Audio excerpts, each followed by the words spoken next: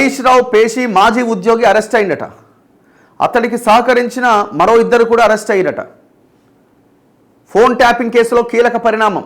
ఆ స్థిరాస్తి వ్యాపారి కాదైనా చక్రధర్ గౌడ్ అని ఆయన బహుజన్ సమాజ్ పార్టీ నుంచి పోటీ చేసిండు లాస్ట్ టైము. ఆ తర్వాత ఆ పార్టీకి రాజీనామా చేసి మళ్ళీ కాంగ్రెస్లో జాయిన్ అయ్యిండు.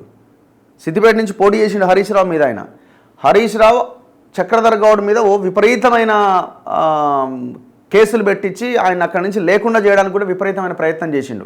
అందులో భాగంగానే ఈ ఫోన్ ట్యాప్ చేయించిండు.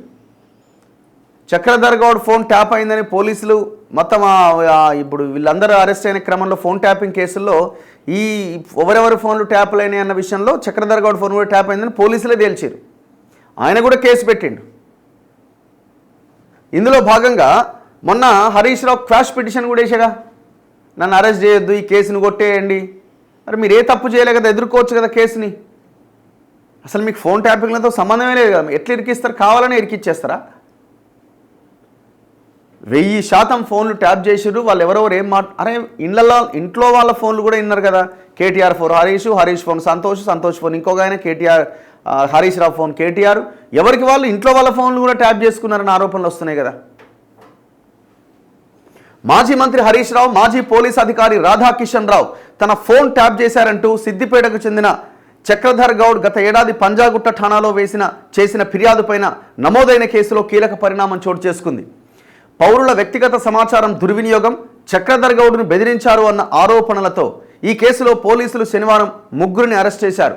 వారిలో హరీష్ రావు మంత్రిగా ఉన్న సమయంలో ఆయన పేషీలో పనిచేసిన టి వంశీకృష్ణ 37 ఇయర్స్, అతడికి సహకరించిన టి సంతోష్ కుమార్, బి పరశురాములు ఉన్నట్లు పశ్చిమ మండలం డీసీపీ విజయ్ కుమార్ తెలిపారు.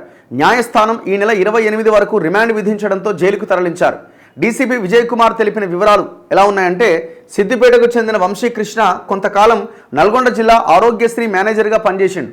అక్కడ అక్రమాలకు పాల్పడినట్టు గుర్తించిన అధికారులు అతన్ని విధుల నుంచి తొలగించారు. 2023 జూన్లో హరీష్ రావు పేషీలో ఉద్యోగిగా చేరి డిసెంబర్ వరకు పనిచేసిండు. అక్కడ పనిచేసే సమయంలోనే సిద్దిపేటలోని భవానీ కమ్యూనికేషన్స్ నిర్వాహకుడు సంతోష్ కుమార్, కారు డ్రైవర్ పరశురాములు సహాయంతో మరణించిన రైతు గుర్తింపు కార్డును ఉపయోగించి సిమ్ కార్డు తీసుకున్నాడు. ఆ మొబైల్ నెంబర్ ఉపయోగించి ఎన్నో అక్రమ కార్యకలాపాలకు పాల్పడ్డాడు. చక్రధర్ గౌడ్కు కూడా అదే నెంబర్ నుంచి వాట్సాప్ కాల్ చేసి బెదిరించిండు, డబ్బులు డిమాండ్ చేసిండు. చక్రధర్ గౌడ్ ఫిర్యాదులో పేర్కొన్న వాట్సాప్ నెంబర్ ఆధారంగా దర్యాప్తు చేపట్టిన పోలీసులు వంశీకృష్ణ ముఠా సాగించిన ఆగడాలను గుర్తించారు. ఈ మొబైల్ నెంబర్ ఉపయోగించి నకిలీ బిల్లుల ద్వారా ఆరోగ్యశ్రీ నిధులను పక్కదారి పట్టించి ఉండొచ్చని కూడా అనుమానిస్తున్నామని వివరించారు. ఏం దారుణం చూడండి. ఇప్పుడు దీని మీద రెస్పాండ్ కావాలి హరీష్ రావు గారు. ఇప్పుడు దీని మీద రెస్పాండ్ కావాలి. మనం ఇట్లాంటివి మాట్లాడతాము, ఏమైనా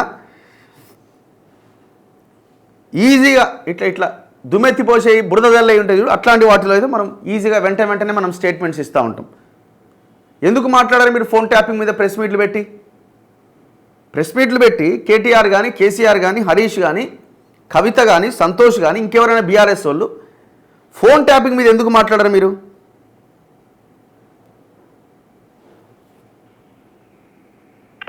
చక్రధర్ గౌడ్కి కాల్ చేద్దాం ఒకసారి.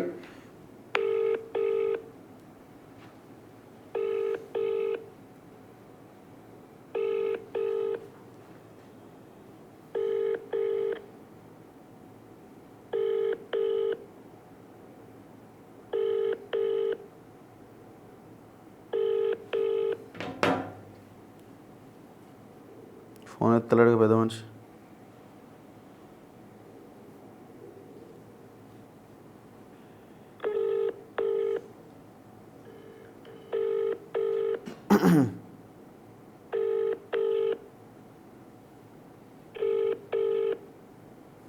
Call to Harish Rao take అన్న. నమస్తే.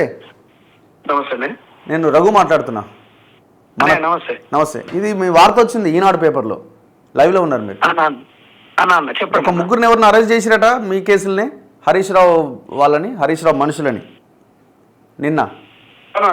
వీళ్ళు గతంలో నాకు కేసు కాముందుకే కేసు ఏమైతుందో చెప్పి ఇలా సార్ నీ మీద కేసు పెట్టబోతున్నాడు, నాకు ఒక 30 లక్షల రూపాయలు ఇవ్వాలని డిమాండ్ చేశారు. ఓకే.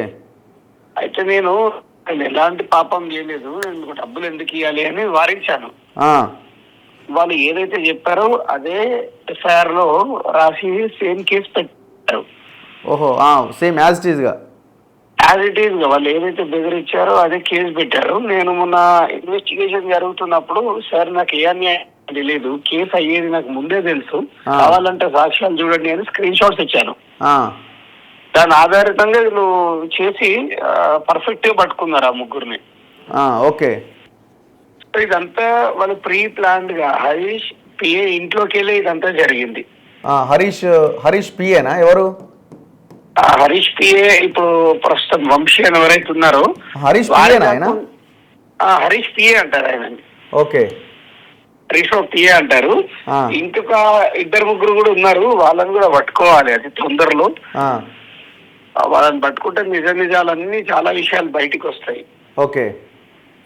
నాలాగా చాలా మందిని చేశారు వీళ్ళు, బట్ ధైర్యంగా మనం ఒక్కరమే బయటకు వచ్చాం.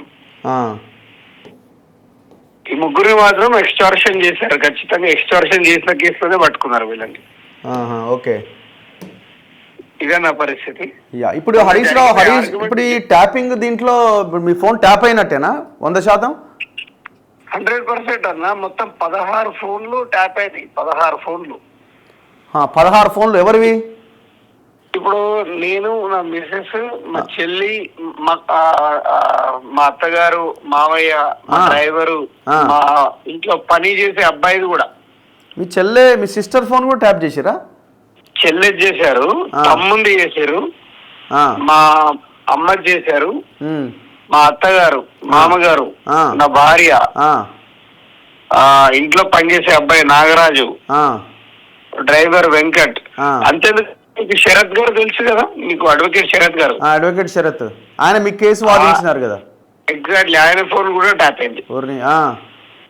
అయితే ఈ మధ్య నాకు ఆయనకి కొంచెం గ్యాప్ వచ్చిందని మేము మాట్లాడలేదు, వారికి చెప్దాం అనుకున్నా, వారి ఫోన్ కూడా ట్యాప్ అయింది. అంటే ఎట్లా పోలీసులు ఇది తేల్చేసిరా ట్యాప్ అయినట్టుగా, లేదు మీరు జస్ట్ కంప్లైంట్ రూపంలో మాకు చెప్తున్నారా?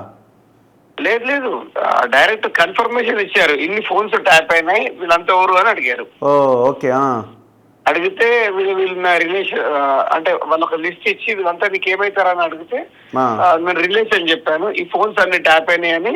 ఇప్పుడు విచారణకు మేము అందరం వెళ్ళొచ్చాము, మేము ఎవిడెన్సెస్ ఇచ్చాము. నా వైఫ్ గాని, అత్తగారు గాని, మా అమ్మ, చెల్లి అందరం మేము వాంగ్మూలం ఇచ్చేసాము పోలీసులకి. సో ఇది జరిగింది, ఇలా జరిగింది. ఇప్పుడు మీరు ఏం చేసిరని ఇంత పెద్ద యుద్ధం చేసింది మరి మీ మీద? ఫోన్లు ట్యాప్ చేసి అంటే ఏందన్నట్టు అక్కడ? రజన్న, ఒక విషయం చెప్తాను, నేను చాలా వరకు కూడా చెప్పాను. హరీష్ రావు తను ఒక అతిపెద్ద క్రైమ్ చేసిండు నా విషయంలో. నేను అతనికి అడ్డుపడతా అని చెప్పేసి, రాజకీయంగా ఆయనకు ఇబ్బంది అవుతుందని చెప్పేసి డైరెక్ట్ ప్రతి వాళ్ళ విషయంలో ఆయన దిగకపోదు, మనుషుల్ని పెట్టి చేయించేవాడు. ఈవెన్ రేవంత్ రెడ్డి గారి విషయంలో కూడా ఎవరినో మనుషుల్ని పెట్టి చేయించారు. కానీ నా విషయానికి వచ్చే వరకు తన సొంత నియోజకవర్గం, ఈ చిన్న పిల్లోడు ఏమైతుందిలే అని డైరెక్ట్ అతనే ఇన్వాల్వ్ అయ్యాడు ఈ కేసులో. ఓకే. ఇన్వాల్వ్ అయ్యి నన్ను రాధాకిషన్ రావు కింద పెట్టి కొట్టేటప్పుడు వీడియో కాల్ చేసి హరీష్ రావుకి చూపిస్తున్నా. వీడియో కాల్ హరీష్ రావు ఉన్నాడు. Video call. ఎస్, నేను ఆ టైము, డేట్ అన్ని కూడా చెప్పాను. ఫోన్ నంబర్, ఆయన ఏ ఫోన్ నంబర్ కొట్టాడో కూడా పోలీసులకు సమాచారం ఇచ్చిన. మీరు ఎంత పగడ్బందీగా నన్ను ఇట్లా కొట్టారండి, ఇట్లా హరీష్ రావు అవతల కాల్ లో ఉండి చూసి ఎంజాయ్ చేస్తుండు, మమ్మల్ని చిత్రవాద పెడుతుండే అని చెప్పాను. లోకల్ నిలబడి రాధాకిషన్ రావు కొట్టిపిస్తుండు మన సిఐలతో నన్ను. సో ఇన్ని 16 ఫోన్లు ట్యాప్ చేసిందంటే ఆయనకి ఎంత భయం ఉంది చూడండి.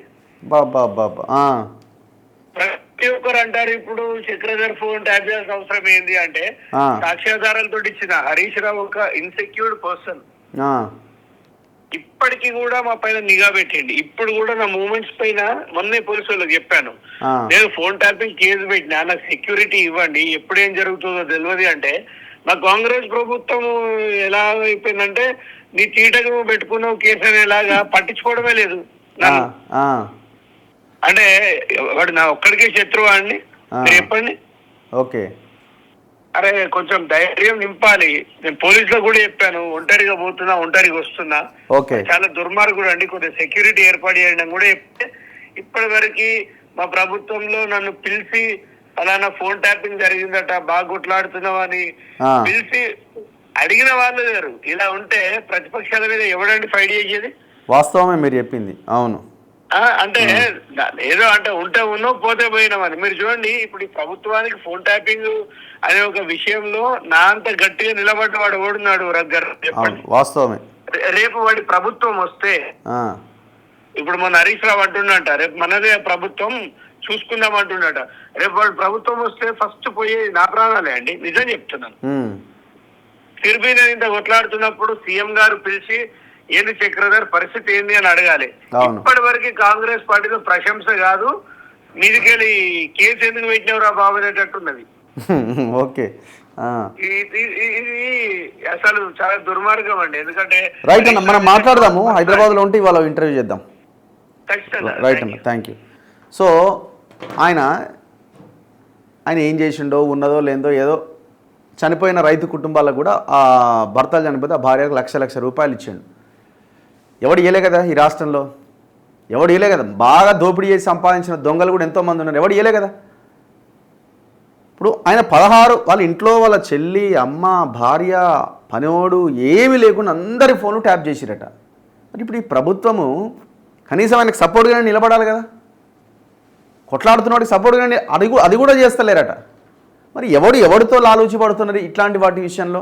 అందుకే మాకు ఇప్పటికీ అనుమానాలు ఈ ఫోన్ ట్యాపింగ్ విషయంలో, భూముల విషయంలో, లేదు ఇంకా కాళేశ్వరం కేసు విషయంలో.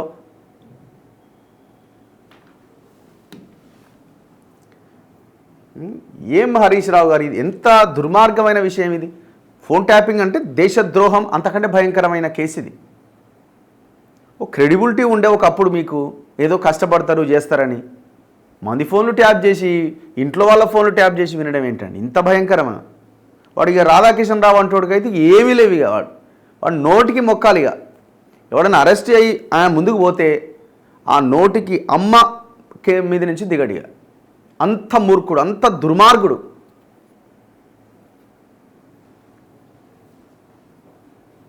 ఎట్లా నాశనం అవుతారో ఇట్లాంటి అది వీళ్ళే అర్థం కాదు.